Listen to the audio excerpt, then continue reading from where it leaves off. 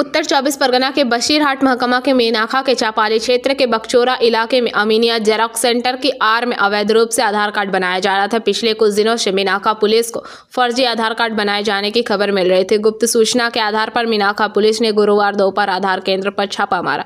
खबर सही थी और मेनाखा पुलिस ने बक्की बिलाह और मतीन गाजी नाम के 2 युवकों को गिरफ्तार किया। यहाँ से एक लैपटॉप, एक फिंगरप्रिंट मशीन समेत कई सामान बरामद किए। मेनाखा पुलिस दोनों को गिरफ्तार करने के बाद पूछताछ कर रही है। मेनाखा पुलिस इस बात की भी जांच कर रही है कि आधार कार्ड बनाए जा रहे थे या कुछ और भी। मेनाखा पुलिस ने जेरॉक्स सेंटर के पीछे फर्जी आधार केंद्र चलाने के आरोप में 2 युवकों को गिरफ्तार किया है।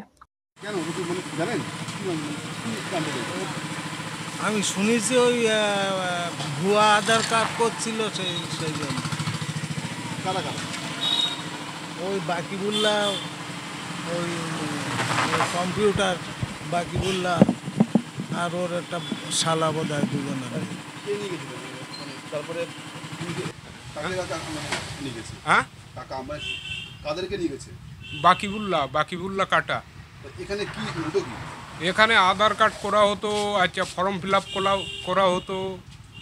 আচ্ছা আচ্ছা, তুমি বলছেন ভুয়ো নাকি আধার কার্ড বানাতো, কিছু জানেন? তো ওটা তো দাদা আমি বলতে পারবো না, যেহেতু আমি জানি না, ওটা আমি বলতে পারবো না।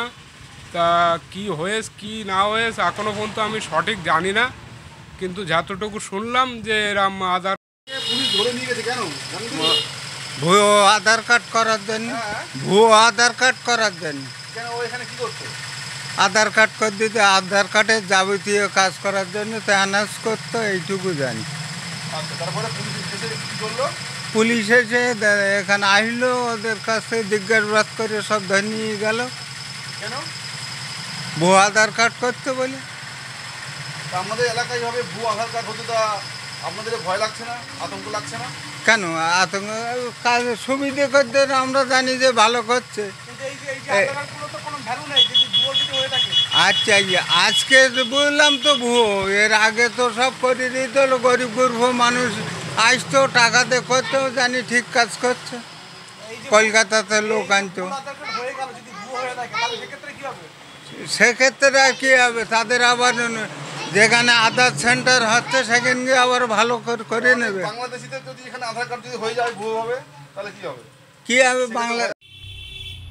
দেখুন, তৃণমূল কংগ্রেস কখনোই কোনো রকম দুর্নীতিকে প্রশ্রয় দেয় না, আর আগামী দিনে দেবেও না। এটা যে ঘটনাটা ঘটেছে, এই ঘটনার সঙ্গে তৃণমূল কংগ্রেসের কোনো যোগাযোগ নেই। আর তৃণমূল কংগ্রেস সবসময় 0% টলারেন্সও দেয় না। আপনাদের একটা কথা একটু বলে রাখি যে প্রশাসনের উপরে তৃণমূল কংগ্রেস আস্থাশীল, প্রশাসন তৎপরতার সঙ্গে ব্যবস্থা নিয়েছে, প্রশাসনকে ধন্যবাদ। এবং আগামী দিনেও প্রশাসন আইনের পথে চলবে। এখানে তৃণমূল কংগ্রেস কোনো রকম হস্তক্ষেপ করবে না। Bureau report, PVTV news.